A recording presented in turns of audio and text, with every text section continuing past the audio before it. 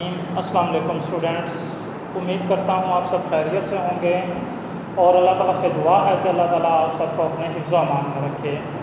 Students, last video में हमने unit 8 start किया था। उसके 2 पेजेस पढ़ लिए थे हमने। न्यूट्रिशन का इंट्रोडक्शन देखा और इसके अलावा हमने प्लांट्स को रिक्वायर्ड न्यूट्रिएंट्स और उनका रोल देखा। आज हमने टॉपिक पढ़ना है इम्पोर्टेंस ऑफ फर्टिलाइज़र्स। प्लांट्स की लाइफ में फर्टिलाइज़र्स की क्या इम्पोर्टेंस है, या इस तरह कहा जा सकता है कि प्लांट को फर्टिलाइज़र्स क्यों दी जाती हैं। Importance of fertiliser.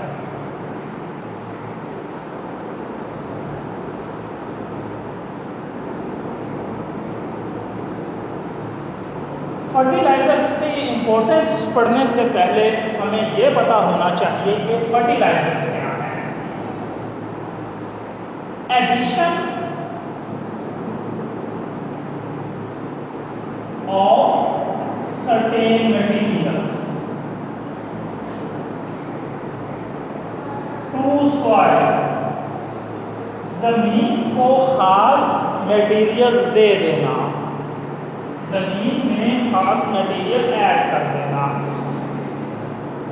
जिसकी वजह से जो प्लांट्स हैं उससे ऑब्टेन किए जाएं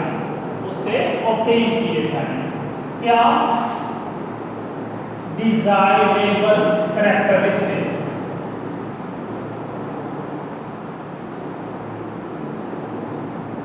अपनी मर्जी की खसूसियात हासिल की जा सके, ऐसे सब्सटेंसेस, ऐसे मटेरियल्स को फर्टिलाइज़र्स कहा जाता है। देखें, प्लांट्स को ज़मीन के अंदर ऐसे मटेरियल्स को ऐड करना जिससे हम प्लांट्स से अपनी मर्जी के करैक्टरिस्टिक्स हासिल कर सकें। अब मर्जी के करैक्टरिस्टिक्स क्या हैं? जिस प्लांट को फर्टिलाइज़र्स दी जाएंगी वो ज़्यादा फ्रूट देगा, ज़्यादा फल लगेंगे उस प्लांट पर। इसके अलावा वो जल्दी से ग्रो करेगा, उसकी ग्रोथ इंक्रीज़ हो जाएगी, कम वक्त में जल्दी ग्रो करेगा। और उसके अलावा उस पर जो है रंग बिरंगे और अट्रैक्टिव फ्लावर्स लगते हैं। इन करैक्टरिस्टिक्स को हासिल करने के लिए प्लांट को जो सब्सटेंसेस दिए जाएं उन सब्सटेंसेस को फर्टिलाइज़र्स कहा जाता है। अब फर्टिलाइज़र्स 2 तरह के हैं, इनऑर्गेनिक और ऑर्गेनिक फर्टिलाइज़र।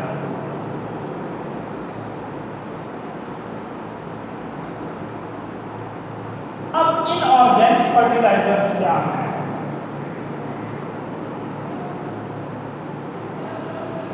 कुछ नेचुरली अकरिंग यानी कुदरती तौर पर इनऑर्गेनिक फर्टिलाइज़र्स एनवायरनमेंट में, माहौल में हमारे इर्द गिर्द मौजूद होती हैं। वो कौन सी हैं? एलिमेंटल सल्फर,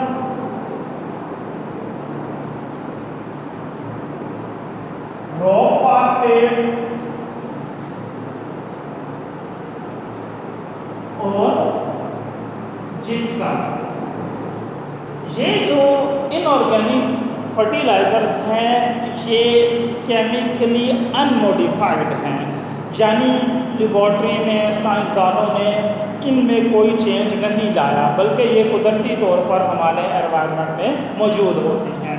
इसके अलावा कुछ इनऑर्गेनिक फर्टिलाइज़र्स ऐसे भी हैं जिनका मेजर कंपोनेंट क्या होता है? नाइट्रोजन होता है। जिनका मेजर कंपोनेंट क्या है? नाइट्रोजन।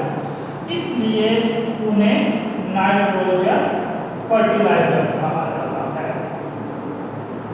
क्योंकि उनका जो मेजर कंपोनेंट है वो क्या है? नाइट्रोजन है। अब इनऑर्गेनिक फर्टिलाइज़र्स जो हैं ये इनकी करैक्टरिस्टिक्स क्या हैं? ये readily dissolve, easily dissolve in water.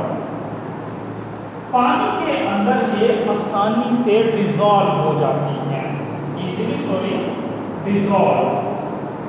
पानी के अंदर ये आसानी से डिज़ोल्व हो जाती हैं, हल हो जाती हैं, जिसकी वजह से प्लांट इन्हें आसानी से यूज़ कर लेता है। उसके बाद हैं ऑर्गेनिक फर्टिलाइजर्स। अब ऑर्गेनिक फर्टिलाइजर्स क्या है? कॉम्प्लेक्स हैं, यानी ये इनऑर्गेनिक फर्टिलाइजर्स की निस्बत क्या होती हैं? कॉम्प्लेक्स होती हैं। वो ज़रा सिंपल हैं, ये उससे ज़्यादा कॉम्प्लेक्स हैं। और इस फर्टिलाइज़र को यानी ऑर्गेनिक फर्टिलाइज़र को उस सब्सटेंस में चेंज होने के लिए टाइम लगता है जिस फॉर्म में प्लांट इसे आसानी से ऑब्जॉर्व कर सके या यूज़ कर सके।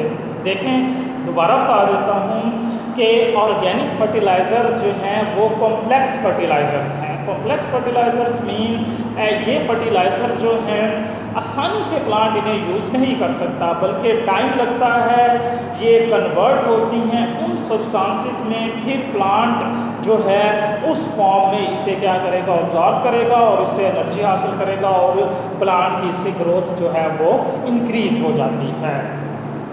ऑर्गेनिक फर्टिलाइजर आमतौर पर जो ये डिराइव की जाती हैं, बनाई जाती हैं दूसरे प्लांट्स से या एनिमल्स से, दूसरे एनिमल्स से या दूसरे प्लांट्स से इनको डिराइव किया जाता है।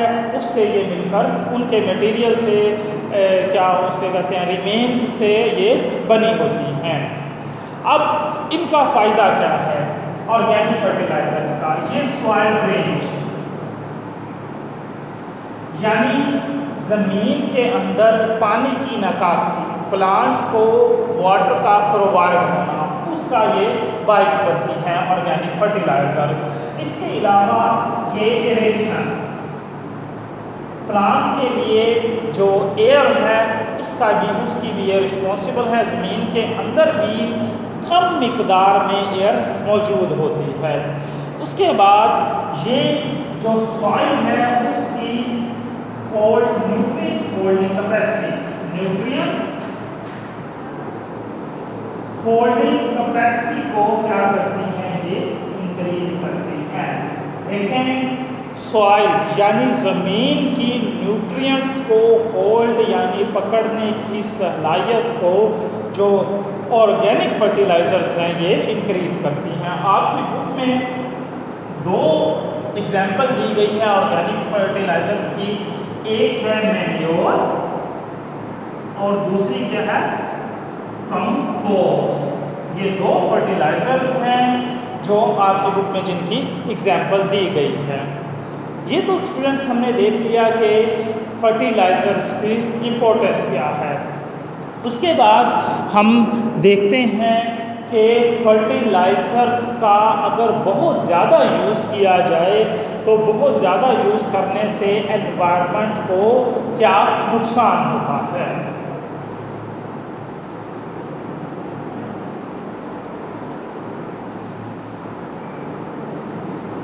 Environmental hazards related to fertilizers use.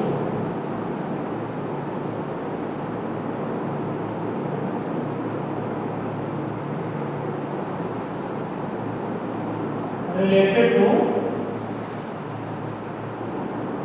fertilizers use. अब अगर इनऑर्गेनिक फर्टिलाइज़र्स या वो ऑर्गेनिक फर्टिलाइज़र्स हों, अगर बहुत ज़्यादा इस्तेमाल किया जाए क्रॉप और फसलों पर उनका, तो उनसे होने वाले क्या नुकसानात क्या हैं। सबसे पहले इनऑर्गेनिक फर्टिलाइज़र्स का अगर हम जिक्र करें कि उससे एनवायरनमेंट को या सॉइल को, ज़मीन को क्या नुकसान हो रहा है। इनऑर्गेनिक फर्टिलाइज़र जब इनको बहुत ज़्यादा यूज़ किया जाए तो ये लेस कर देते हैं। किस चीज़ को लेस कर देंगे?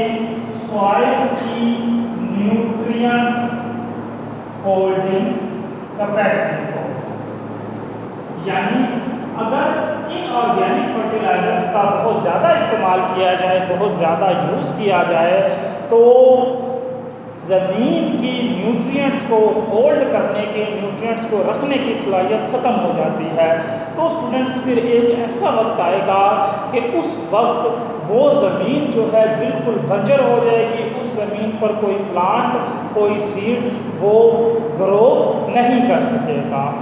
फिर इसके बाद इसका जो दूसरा बैड इफेक्ट है इनऑर्गेनिक फर्टिलाइज़र का, वो है यूट्रोफिकेशन। यूट्रोफिकेशन, पहले हमने इम्पोर्टेंस ऑफ फर्टिलाइज़र्स पे देखा कि इनऑर्गेनिक फर्टिलाइज़र्स बहुत आसानी से वाटर के अंदर डिज़ोल्व हो जाती हैं। तो इनऑर्गेनिक फर्टिलाइज़र्स का आसानी से वाटर के अंदर डिज़ोल्व हो जाने की वजह से इनऑर्गेनिक फर्टिलाइज़र्स जो हैं वो एनवायरनमेंट में ज़्यादा इंक्रीज हो रही हैं, यानी यूट्रोफिकेशन का बायस बन रही हैं। अब सवाल ये है कि यूट्रोफिकेशन क्या है? इंक्रीज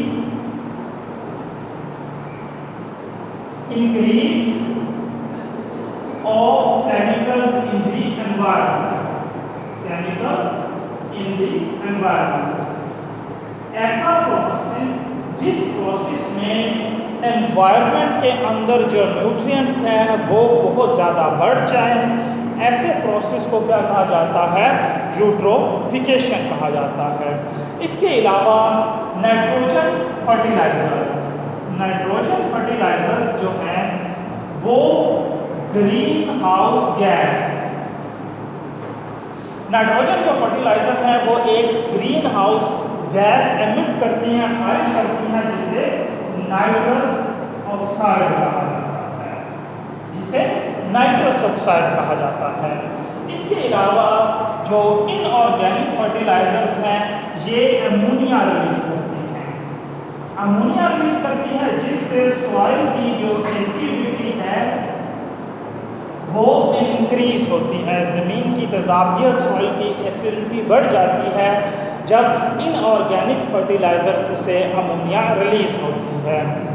इसके बाद इसलिए जहाँ भी इनऑर्गेनिक फर्टिलाइजर्स को यूज़ किया जाए वहाँ पर ये देख लेना चाहिए कि उस ज़मीन के अंदर न्यूट्रिएंट्स कितने हैं और प्लांट्स को कितनी मिकदार में, कितनी अमाउंट में जो इनऑर्गेनिक फर्टिलाइज़र है उसकी ज़रूरत है। ऐसा नहीं होना चाहिए कि हम बग़ैर ज़मीन के अंदर न्यूट्रिएंट्स को देखें या प्लांट की रिक्वायरमेंट को देखें बग़ैर एक्सेसिव अमाउंट में जो इनऑर्गेनिक फर्टिलाइज़र है उसे यूज़ करते हैं। इसके अलावा जो ऑर्गेनिक फर्टिलाइज़र्स हैं, ऑर्गेनिक जो फर्टिलाइज़र्स हैं ये ऑर्गेनिक जो फर्टिलाइज़र्स हैं ये भी नुकसान का बायस बनती हैं। किस नुकसान का बायस बनती हैं? ये एनवायरनमेंट में नाइट्रेट्स और इसके अलावा जो सल्यूबल ऑर्गेनिक कंपाउंड्स हैं इनमें ये कमी करती है। यानी अगर हम ऑर्गेनिक फर्टिलाइज़र्स को बहुत ज़्यादा यूज़ करें तो ऑर्गेनिक फर्टिलाइज़र्स के यूज़ करने से एनवायरनमेंट में डिप्लीशन हो जाएगी, कमी हो जाएगी नाइट्रेट्स की, इसके अलावा ऑर्गेनिक कंपाउंड्स की। तो स्टूडेंट्स आज हमने जो टॉपिक देखा है पेज नंबर 142 पर, importance of fertilizers, environmental hazards related to fertilizers, ये पूरा एक्सटेंसिव है और इम्पोर्टेंट लॉन्ग क्वेश्चन है। यानी जब वो क्वेश्चन पूछे बोर्ड के अंदर या वैसे भी स्कूल के एग्ज़ाम्स के अंदर इम्पोर्टेंस ऑफ फर्टिलाइज़र, तो उसमें आपने environmental hazards related to fertilizers use भी लिखना है। इम्पोर्टेंट लॉन्ग क्वेश्चन है, इसमें जो पॉसिबल शॉर्ट क्वेश्चंस बनते हैं मैं वो आपको मार्क करवा देता हूँ। इम्पोर्टेंस ऑफ फर्टिलाइज़र्स की हेडिंग दी गई है, इसकी फर्स्ट लाइन के दरमियान से addition of certain materials to soil sometimes resulted in plants with desirable characteristics, e.g. more fruit, faster growth, more attractive flowers. Such materials were named as fertilizers. In materials को fertilizers कहा जाता है। यहाँ तक आप डेफिनेशन करेंगे fertilizers की। अब ये फर्स्ट पैराग्राफ हो गया। सेकंड पैराग्राफ पूरा सेकंड पैराग्राफ हेडिंग आप बनाएंगे इनऑर्गेनिक फर्टिलाइज़र की, थर्ड पूरा पैराग्राफ आप हेडिंग बनाएंगे ऑर्गेनिक फर्टिलाइज़र्स की।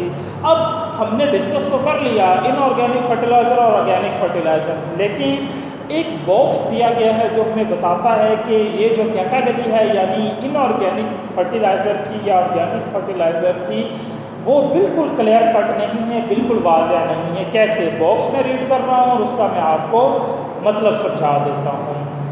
The distinction between the organic and inorganic fertiliser is not always clear cut.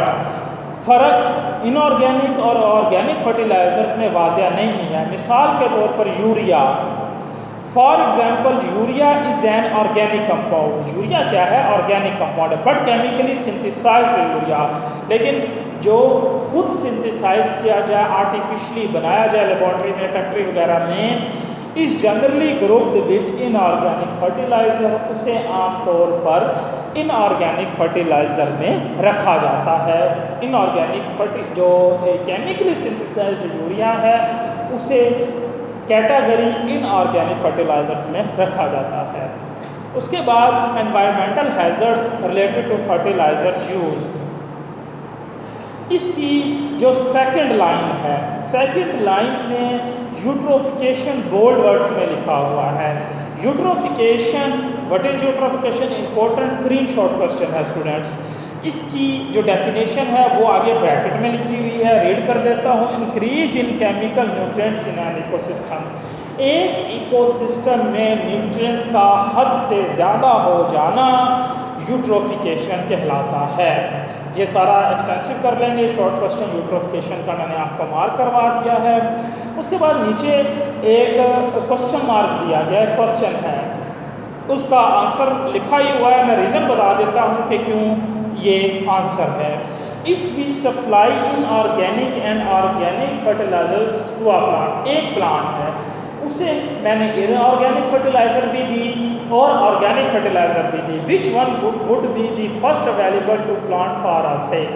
Plant किस फर्टिलाइज़र को सबसे पहले रिसीव करेगा या यूज़ करेगा? आया वो इनऑर्गेनिक होगी या वो ऑर्गेनिक होगी? वो दरअसल इनऑर्गेनिक फर्टिलाइज़र होगी, क्योंकि हमने डिस्कस किया था कि इनऑर्गेनिक फर्टिलाइज़र्स हैं जो हैं वो इजीली डिज़ोल्व होती हैं वाटर में, इसलिए प्लांट उन्हें आसानी से यूज़ करता है। यही स्टूडेंट्स आज आपकी डायरी होगी, importance of fertilizers, environment hazards to fertilizers use. आप जो मुझे आरपी चेक करवाएंगे वो शॉर्ट क्वेश्चंस जो मैंने मार्क करवाए हैं इस तरह नहीं, बल्कि पूरा जो एक्सटेंसिव है वो याद करेंगे और उसको लिखकर आप मुझे उसकी आरपी सेंड करेंगे। नेक्स्ट वीडियो में हम देखेंगे कंपोनेंट्स ऑफ ह्यूमन फूड। हम जो फूड खाते हैं उनके अंदर कौन कौन से कंपाउंड्स होते हैं, कौन कौन से मटेरियल्स होते हैं। तब तक के लिए मुझे इजाज़त दें। अल्लाह हाफिज़।